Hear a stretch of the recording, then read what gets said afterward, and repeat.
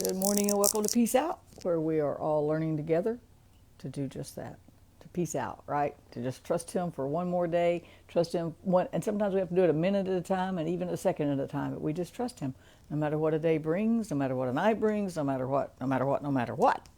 We're just going to trust Him, right? I know I'm trying to, and I think it's getting a little bit easier. It's just a tiny bit easier to roll those concerns over to Him because our days are full, or mine are full of concerns. There's always this, there's something else, and how am I going to get this, and how am I going to do that? And little by little, some things are getting done, and it's looking good, but there's still always something that we've got to deal with. There's always something we've got going on. But isn't that just life, right? I mean, if we didn't have anything going on, we would likely be dead.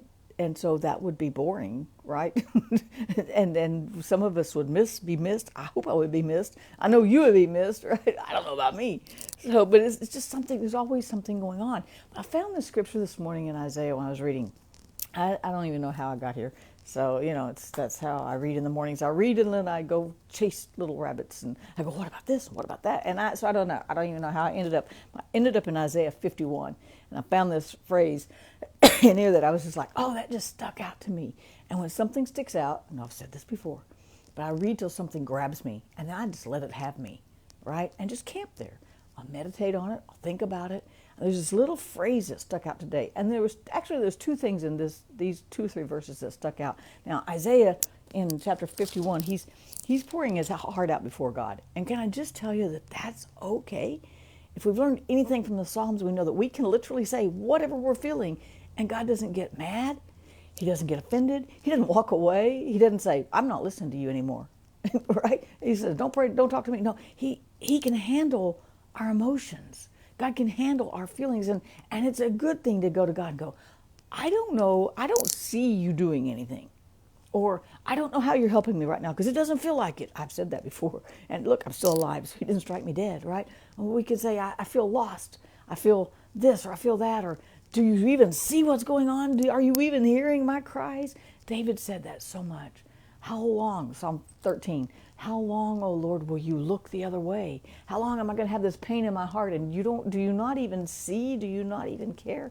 And God didn't strike him down. God answered him. That's the cool thing about God. And so Isaiah is pouring this out. He's saying, he's like, hello, Lord, where did you go? He's like, wake up, Lord. Isaiah, it's in the Bible right here. Isaiah 51, 9. Those numbers are getting littler. Okay, wake up, Lord, clothe yourself with strength. Wake up yourself like when you went and got your people out of Egypt. He's going, God, I know that, and this is one thing that we've learned to do too. Encourage ourselves with the things we know God's already done for us. God, we know you went and got your children out of Egypt. Where are you right now? I'm in a barren land. He was saying, and he's telling the people to trust God, to come back and trust God. And so in the middle of all this discourse, God answered Isaiah. And sometimes in the middle of our emotional upheaval, we get the coolest answers from God. And sometimes it's not even an emotional upheaval. Sometimes it's on good days too. God doesn't just talk during the storm. He talks all the time. It's just that we don't always tune in to hear him until there's a storm that gets our attention. But I'll just leave that alone. Let's think about that a little bit. Anyway, so here we are. He's been saying all these things. He's been praying all these things. And in verse 15, and then God starts answering him in verse 12.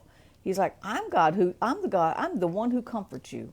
God told Isaiah that. Isaiah's going, I don't know, because you did this, you brought your children out of Egypt, and now here we are in bondage, and are you not still there, and all that? And God reminds him, I'm the one who comforts you. Why are you afraid of humans?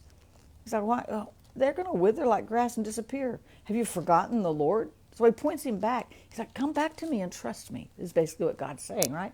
And so down here then in verse 16, he says this. Well, in verse 15, he says this. He says, I am the Lord your God who stirs up the sea, causing its waves to roar. My name is the Lord Almighty. In verse 16, still in Isaiah 51. And I have put my words in your mouth and hidden you. I love this part right here. And I have put my words in your mouth That's the new covenant, by the way, that he would write his word in our hearts, that he gives us his word, that it's not a distance thing anymore. We don't have to go through all the rituals to get to God.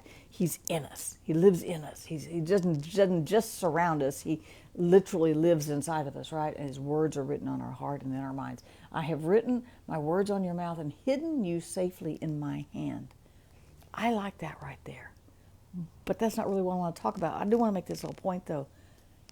Sometimes we can feel so alone.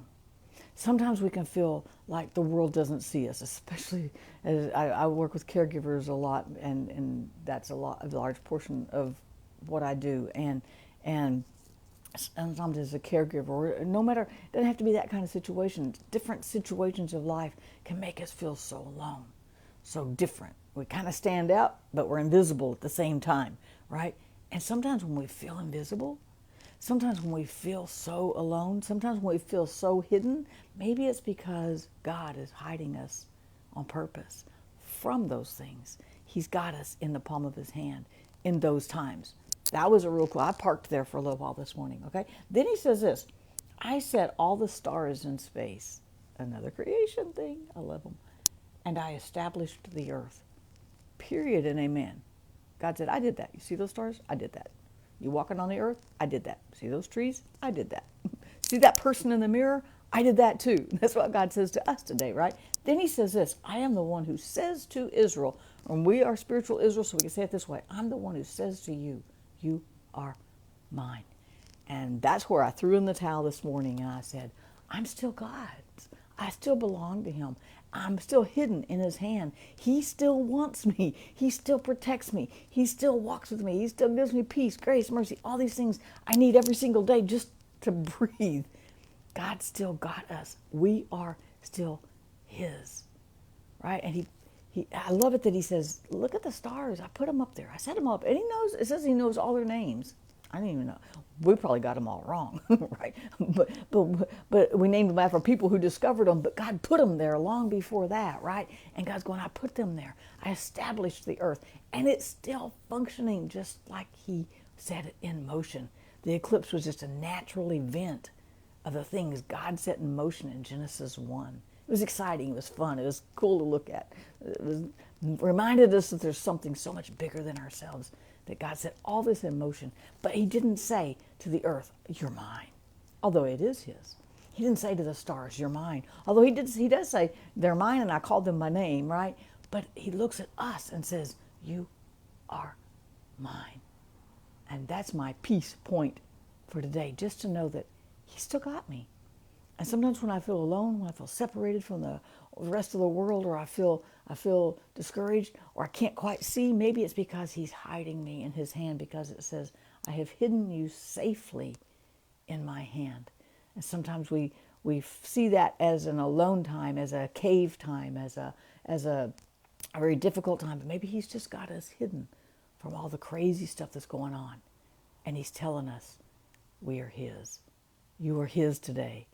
He hasn't abandoned. He won't abandon. He can't leave you. He doesn't have the capacity to leave because he's already everywhere. I love that about God. He literally cannot leave. Even if he decided today was the day, he couldn't do it because he's already there and he's still here. So he doesn't have the capacity to leave. And we are his, and he's got us. He's got us in his hand. He's holding on to us, and he loves us. That's some of the basics about God that I just love and enjoy. That's why I can peace out. Peace out, you guys. Know that he has you today and you're his.